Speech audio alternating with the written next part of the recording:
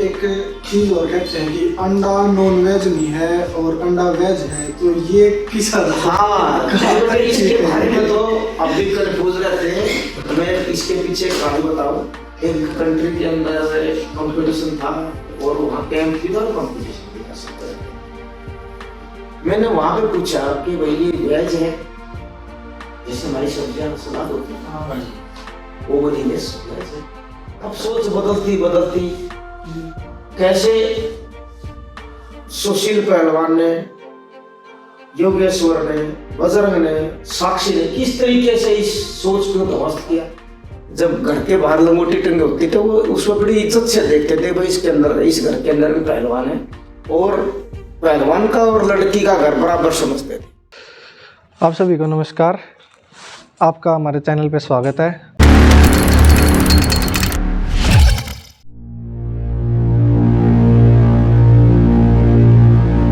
आज हमारे साथ पूर्व कोच रेसलिंग के जो चीफ कोच हैं वुमेन रेसलिंग के, वो कुलदीप मलिक जी हमारे साथ मौजूद हैं। हमारा सौभाग्य है हमें कुलदीप कोच साहब से बात करने का मौका मिला।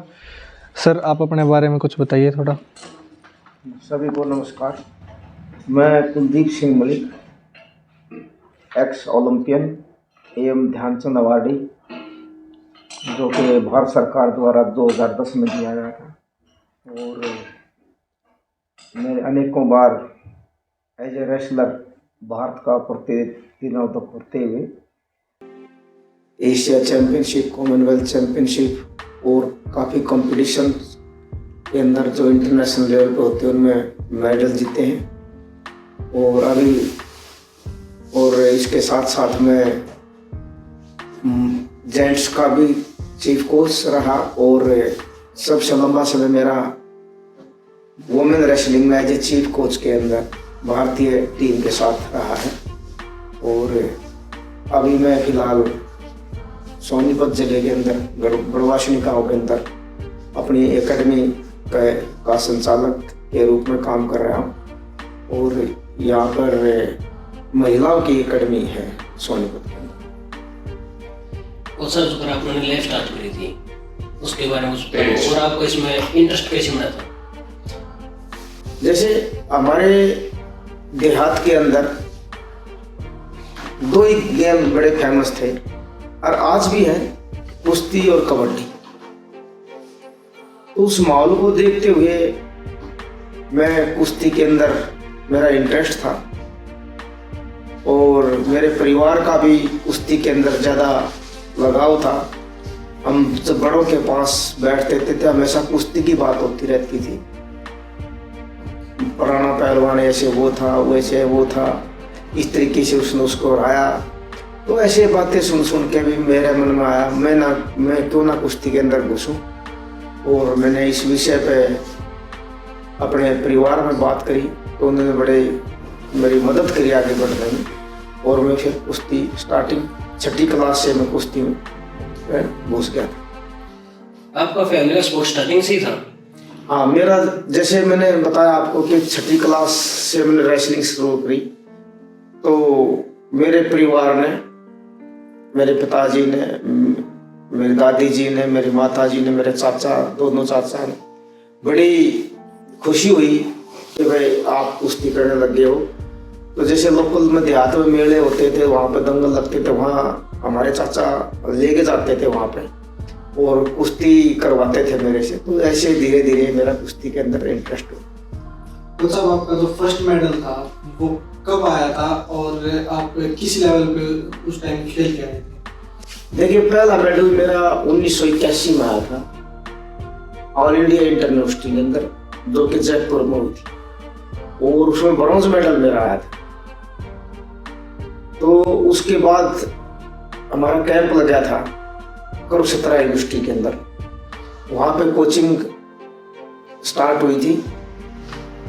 और 1982 में जो गाजियाबाद नेशनल हुआ था, मेरा 48 किलो के अंदर पहला gold medal national, senior national के अंदर 1982 में आया था। आपने अपनी जो पूरी आपकी मेहनत है वो किस अखाड़े में करी, और जो आपके गुरुजी थे वो कौन थे जिनके अंदर आपने सारी मेहनत करी?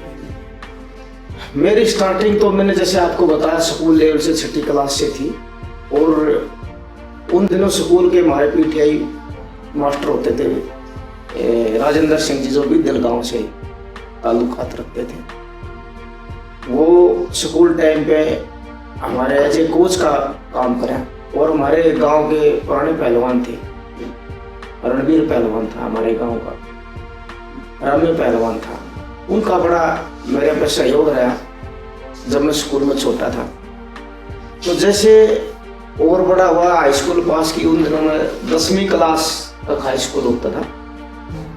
10वीं के बाद में 11वीं क्लास में HAU हिसार के अंदर स्पोर्ट्स कॉलेज होता था, वहाँ पे मेरा एडमिशन हुआ।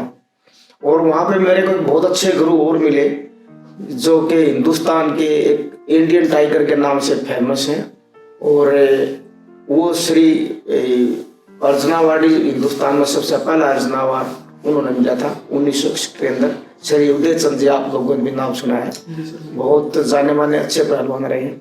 मैं फिर उनके पास ट्रेनिंग करने के लिए हिसार में स्पोर्ट्स कॉलेज के अंदर, मेरा यूनिवर्सिटी के अंदर एडमिशन हुआ, और मैंने उनके देख रेख में कोचिंग ली। पहले अगर कोच साहब एक होता है, या कह दिया जिस घर में लंगोटी टंग रही हो वो घर तक कल खाया होता है, कल होना था। हाँ, उसके ऊपर क्या विचार है? एक इस लंगोटी का मतलब ये था कि भाई इस घर के अंदर पहलवान है, शारीरिक रूप से तो तगड़े हैं ही, और एक खिलाड़ी की, एक पहलवान की एक अच्छी, बहुत अच्छी छवि होती थी।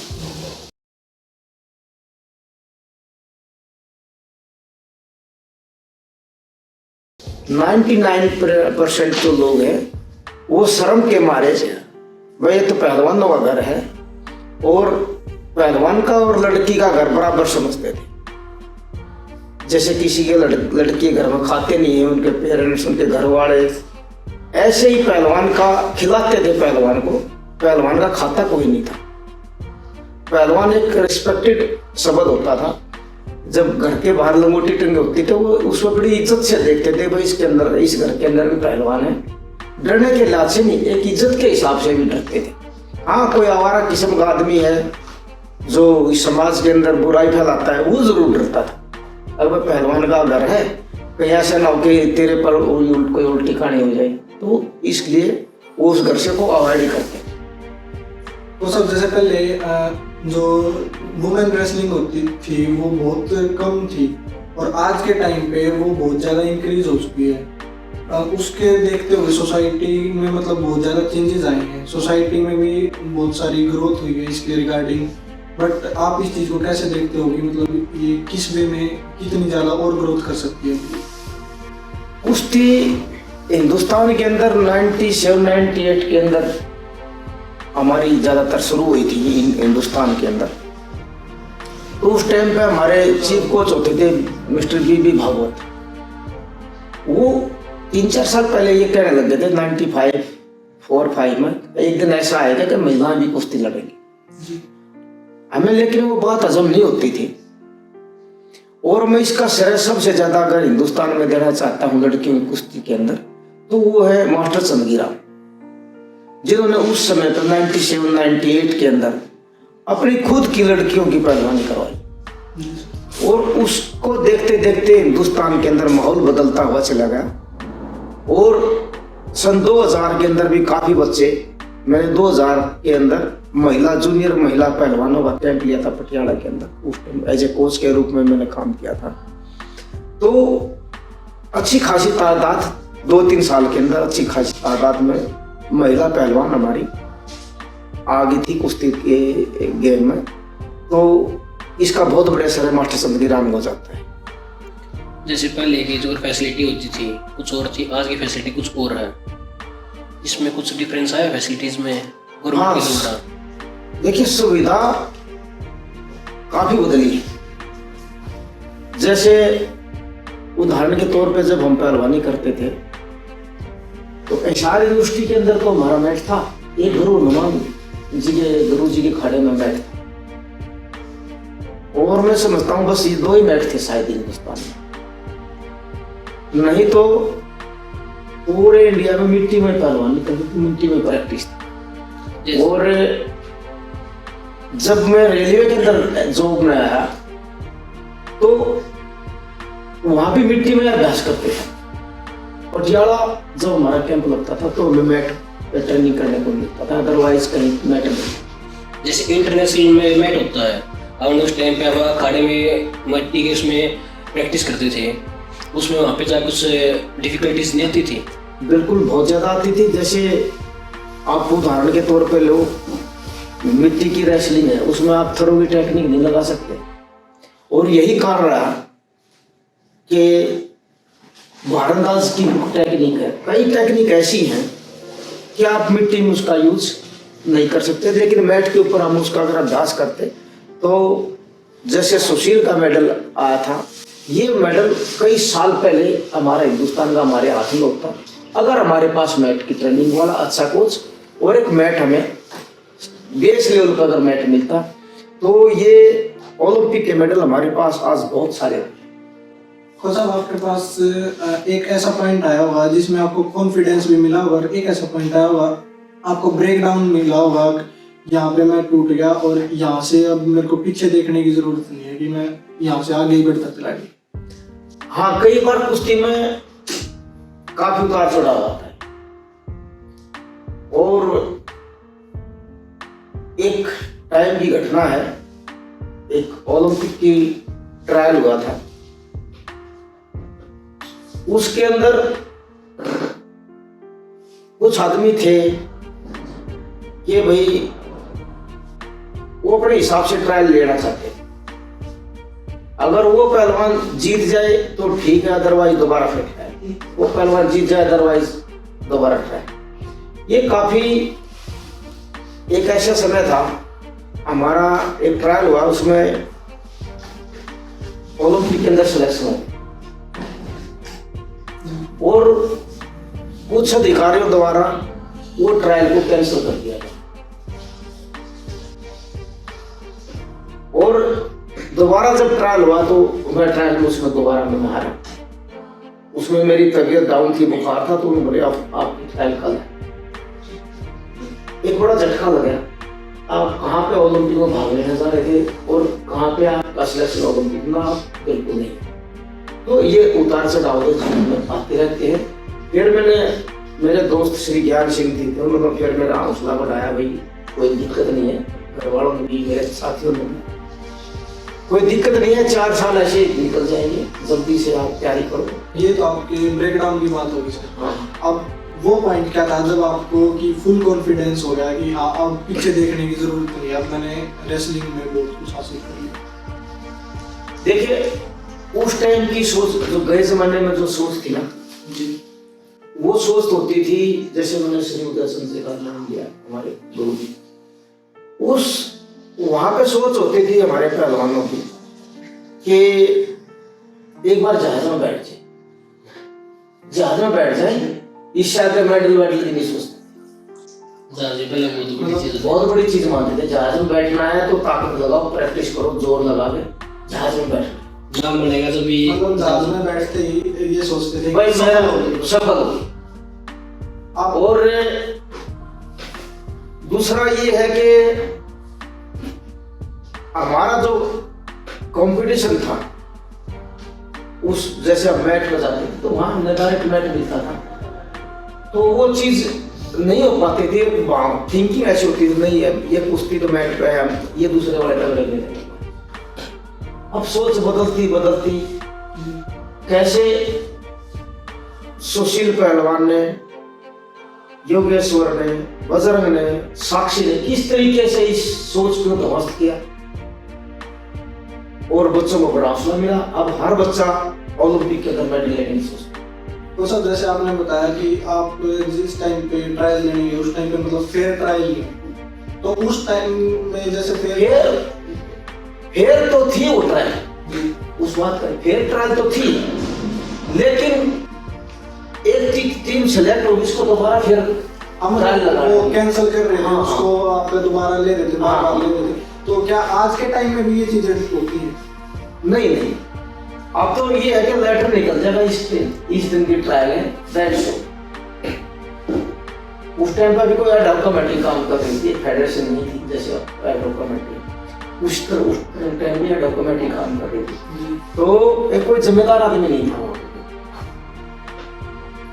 जो ये लिखने भाई ये ट्रायल हो चुका है, टीम फाइनल हो चुकी है, अब ट्रायल नहीं हो, ये चीज नहीं थी। जिसने एक गोल बोल दिया दोबारा उसका हार गया तो वो दोबारा, उसका हार गया तो वो दोबारा, तो इस तरीके का होता है।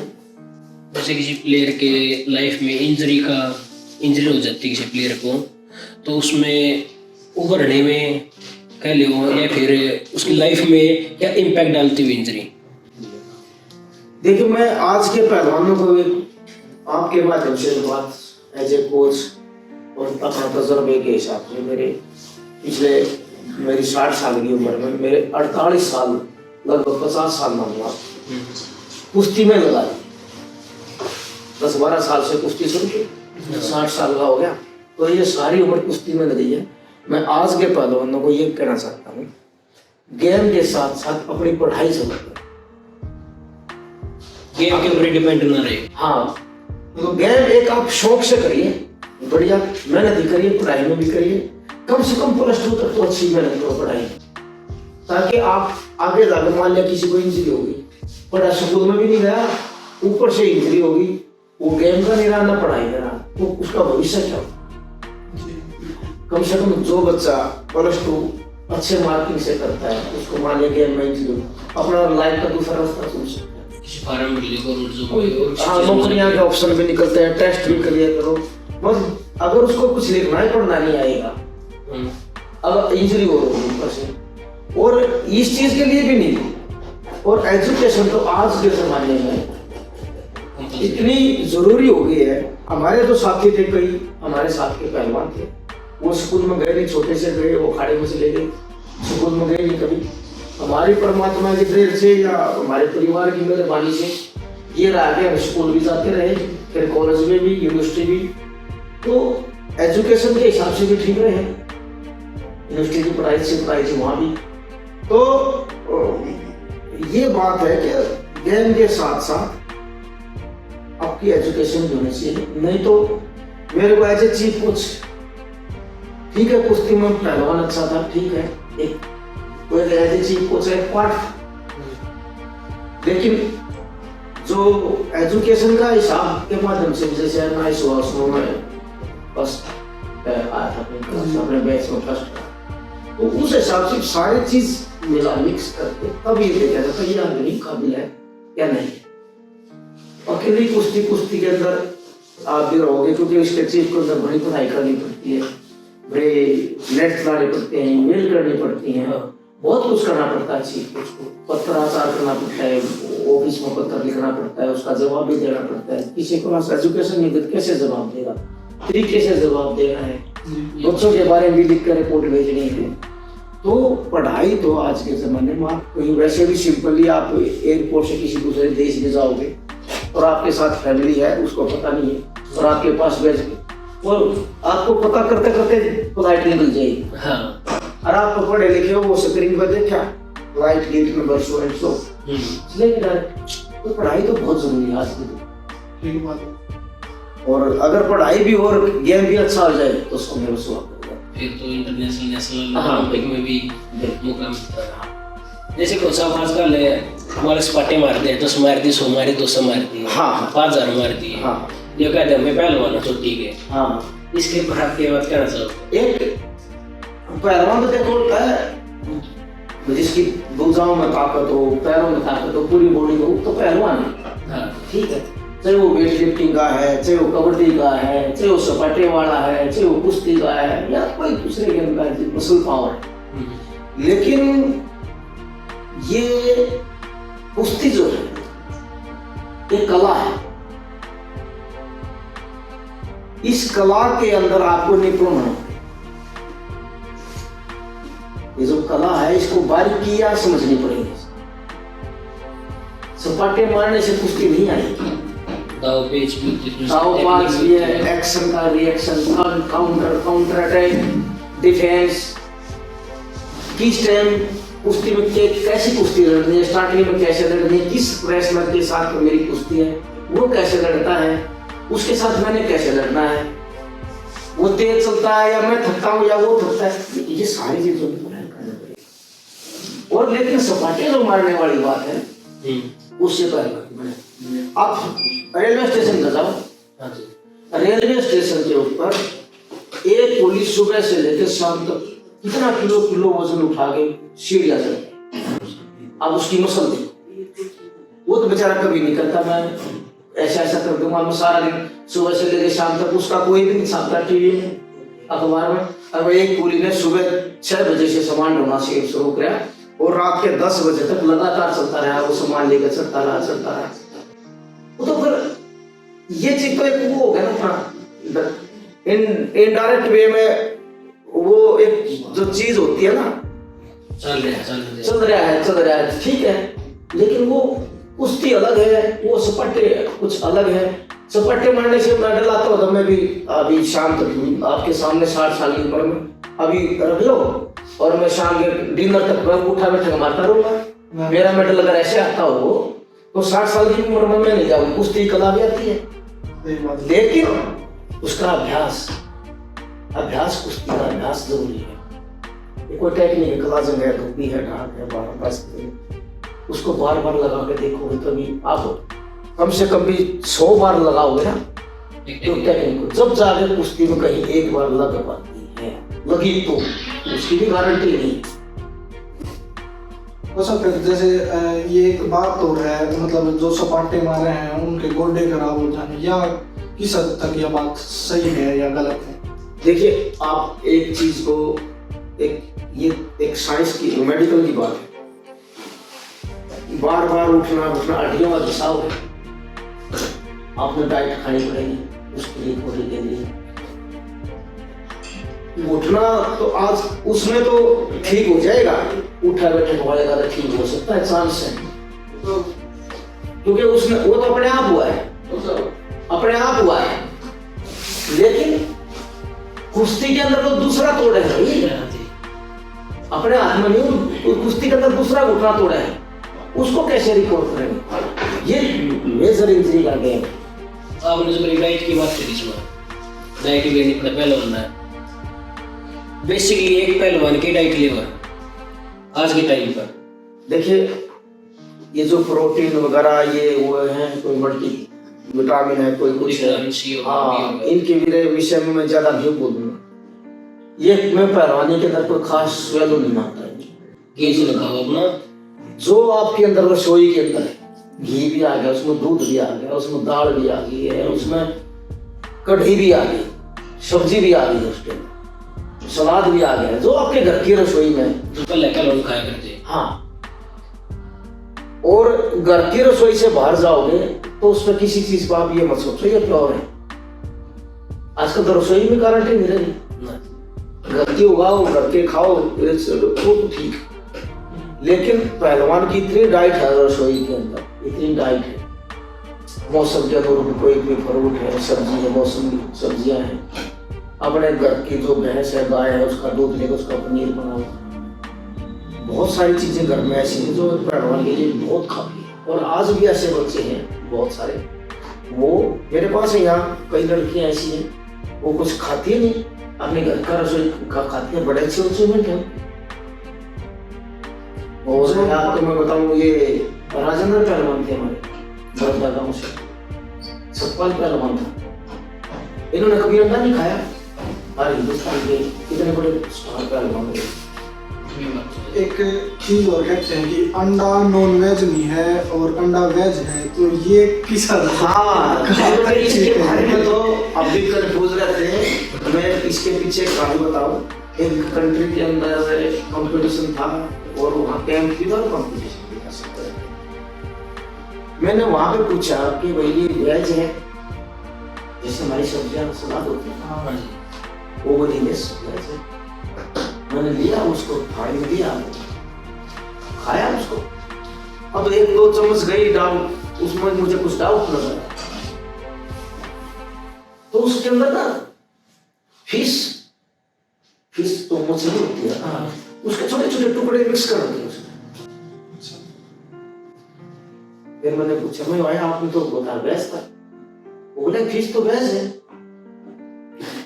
एग भी वेज है, अब इसकी तो डेफिनेशन कहाँ तक करें? किसी के अकॉर्डिंग कोई चीज वेज है, किसी के हाँ, तो वेज तो वेजिटेरियन, हम सब्जी के सलाद जो हमारी चीज हम इनको मानते हैं वेज। वैसे कहने को तो दूध भी ऐसे कहते हैं भाई इसके अंदर ये है वो है, लेकिन दूध हमारा सबसे उत्तम डाइट है, संपूर्ण आहार है दूध अपने आप में।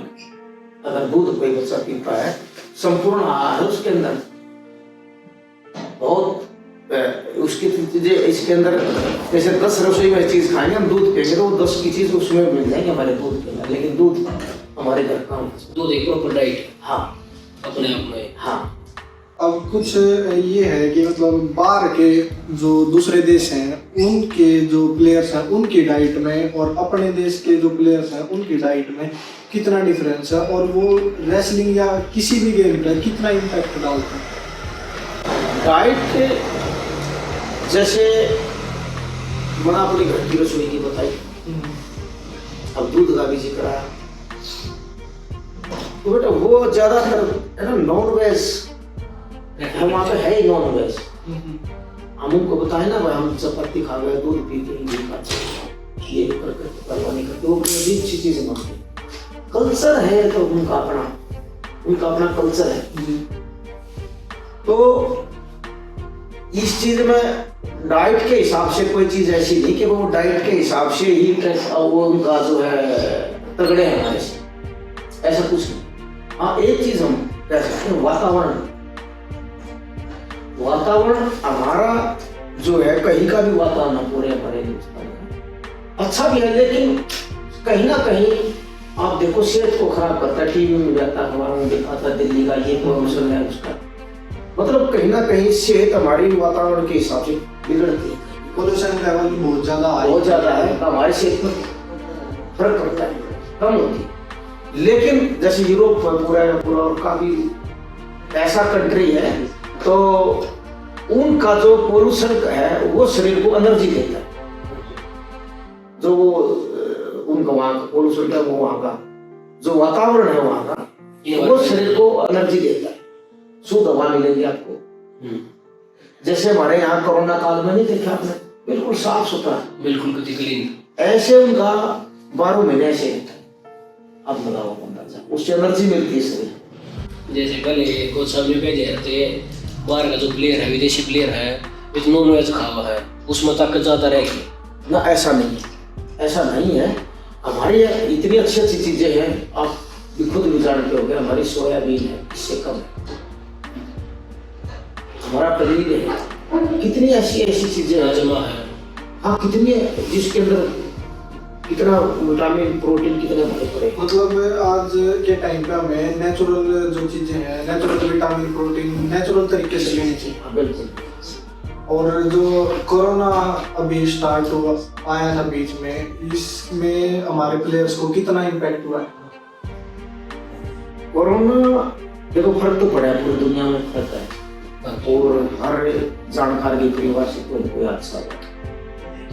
एक बीमारी थी और इसके हमारे सरकार ने भी बड़ा ताकत लगाई इसको बचाव करने में भी, उसकी गाइडलाइन समझाने में भी, लेकिन खासकर जो हमारा सपोर्ट जगत है या जिस कम्युनिटी और थोड़ी मजबूत है तो उसमें बचाव भी रहे हैं उसमें।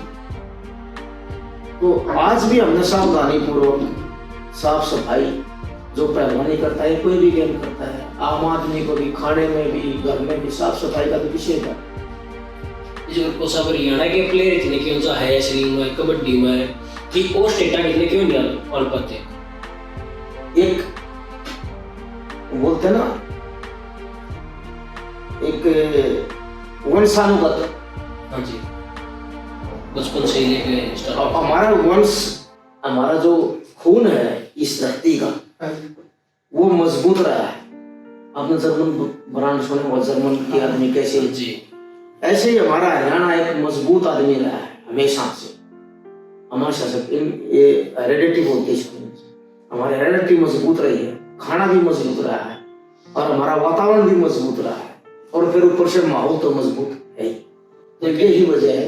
अब यही डाइट किसी ऐसे नाम क्या लूँ, ऐसे स्टेट का भेज दो बच्चे खिलाओ, नहीं बात पड़ेगी, इतनी ट्रेनिंग दो इतना खाना खिलाओ, इधर का बच्चा कवर करके ऊपर जाएगा, उधर का बच्चा उसको हजम नहीं कर पाएगा और ना इतनी मेहनत कर पाएगा। मतलब यहाँ के बच्चे बचपन से हेरेडिटी में है, रेगुलरिटी से वो चीज कर रहे हैं, तो हमारे खून में है ये। हाँ बिल्कुल, अगर दूध देगा खाना ये हमारा हरियाणा। बिल्कुल।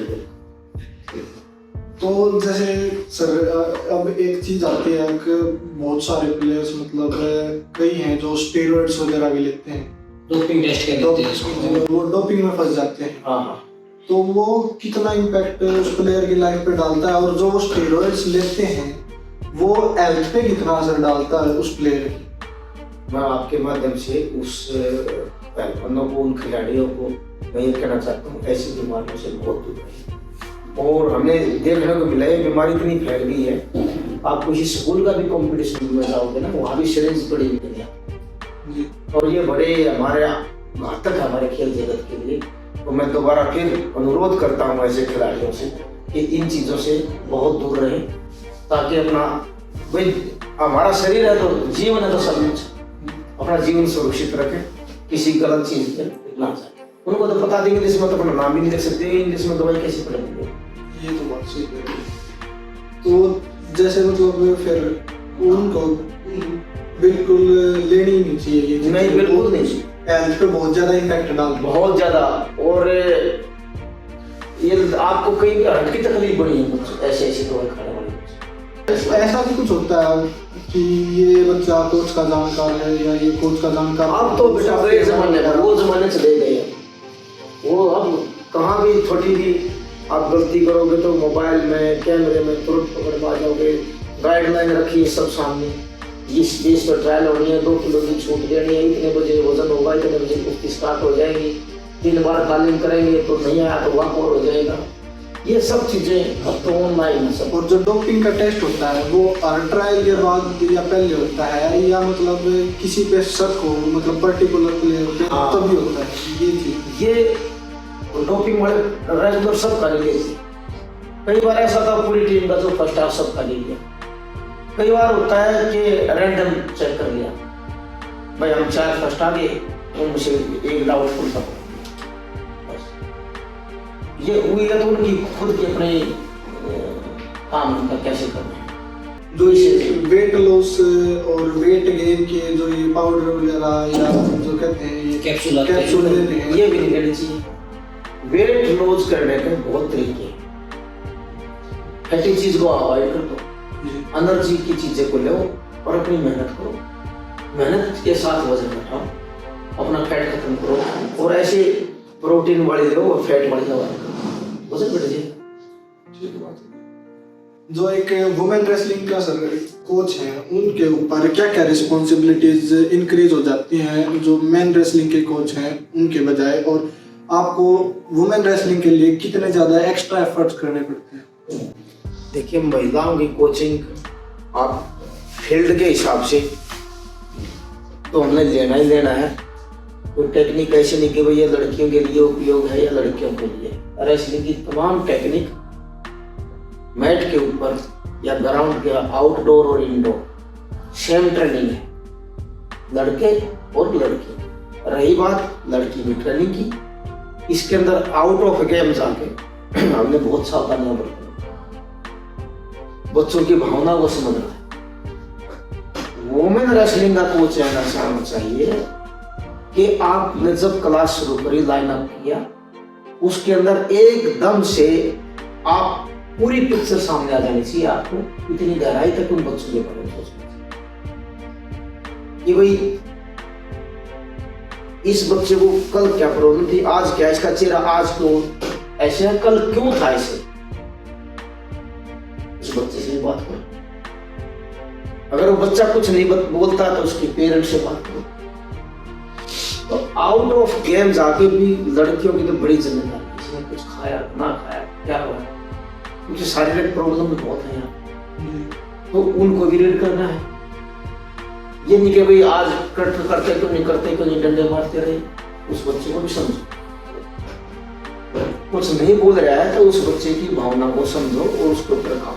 अब जैसे आप प्लेयर्स को बाहर लेके जाते थे दूसरे देश में, या मतलब खेलने के लिए कहीं भी दूसरी स्टेट होगी, तो वहाँ पे आपको कितनी डिफिकल्टीज और आपके ऊपर क्या क्या रिस्पॉन्सिबिलिटीज आ जाती थी जो आपको फेस करनी थी? देखिए, जिम्मेदारी तो आप दिमाग में बिठा कर चलिए, मेरी ये भी जिम्मेदारी, ये भी जिम्मेदारी, ये भी जिम्मेदारी, कितनी चाहे वो उठाने से लेके लास्ट तक, जब तक बच्चा सोया है। और सोने के बावजूद भी ये सोच कर वो रात को भी कुछ भी हो सकता है, बच्चा बीमार हो सकता है। ये चीजें 24 घंटे आपके दिमाग में दौड़ती रहेंगी, तो तब जाके एक महिला के साथ आप कोचिंग कर।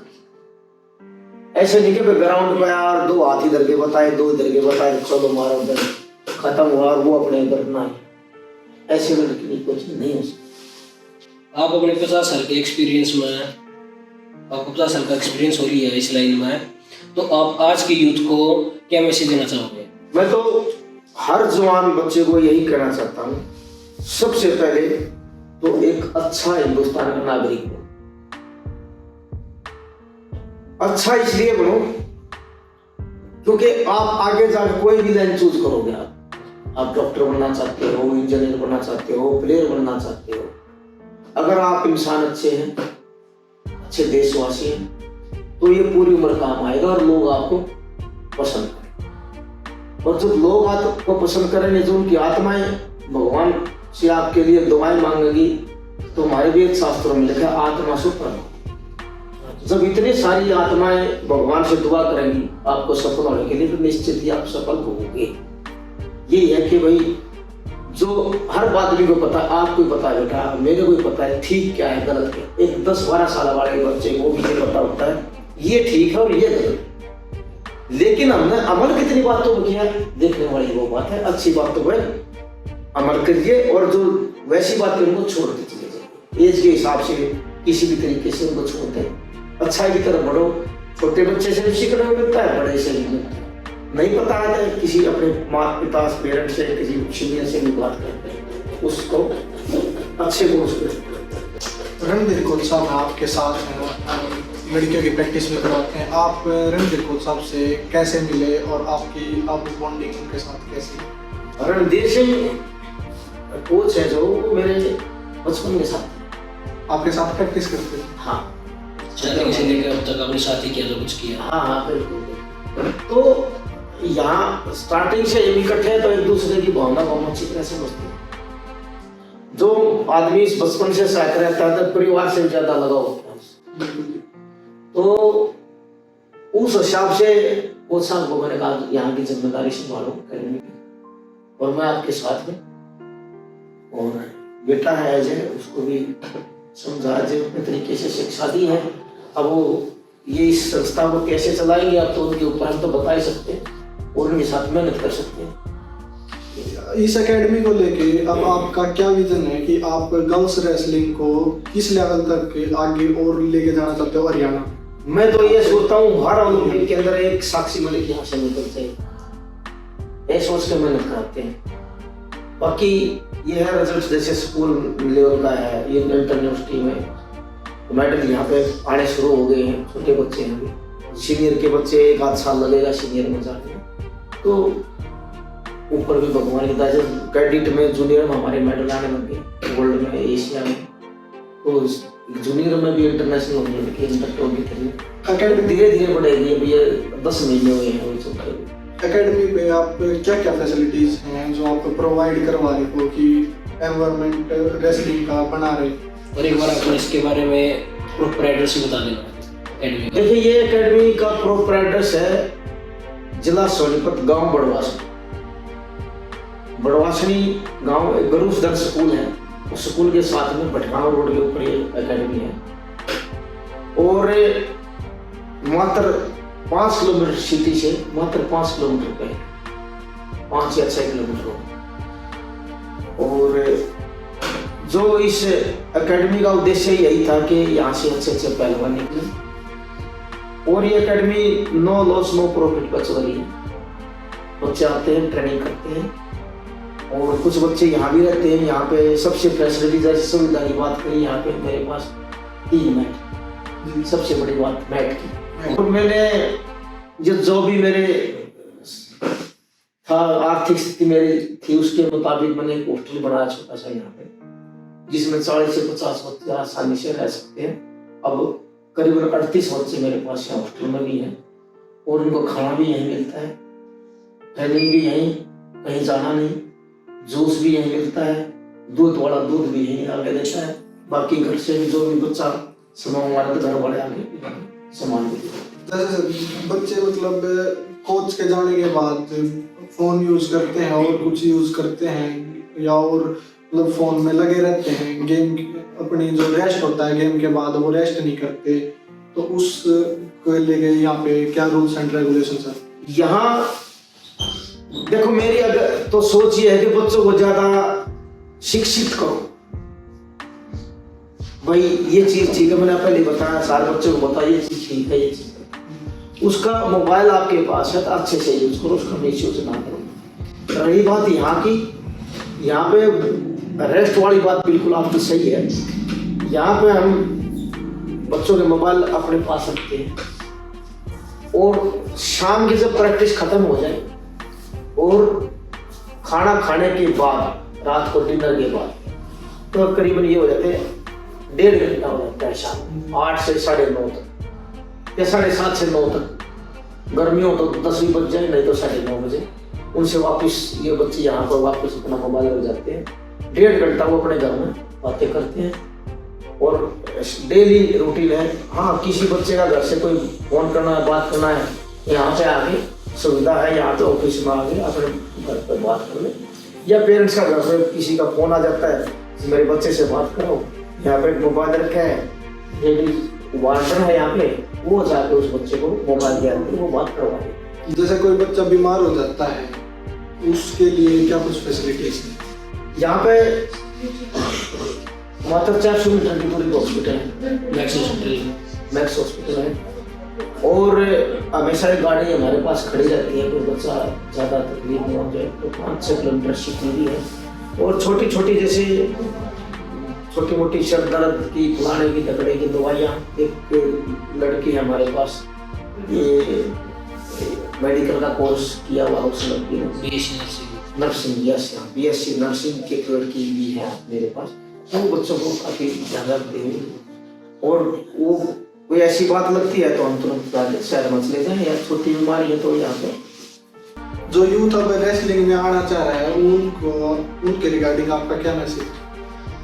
मैं तो ये करता हूँ नए बच्चों से, आप ज़्यादा से ज़्यादा कुश्ती के अंदर आइए, बहुत अच्छा गेम है, रिस्पेक्टफुल गेम है और जितना आप इस गेम को इज्जत दोगे, ये गेम ऐसा गेम है, उतना ही आपको ये गेम इज्जत देगा। और ये समाज के अंदर इधर बातें उधर बातें बहुत सारी होती हैं, उनका उल्लेख नहीं करना चाहता, लेकिन आप लीडर होके बच्चों की वो गेम में ले जाइए, उसके उनके साथ पढ़ाई भी करवाइए और खासकर लड़कियों का मैं बोलूँगा कि लड़कियाँ ज़्यादा से ज़्यादा बढ़ चढ़ कर खेलों में हिस्सा लें, ताकि हमारे देश का, हमारे प्रदेश का नाम मजबूत हो सके। तो ये थी आज की हमारी कोच साहब से बातचीत। कोच साहब धन्यवाद आपका हमारे साथ बातचीत करने के लिए।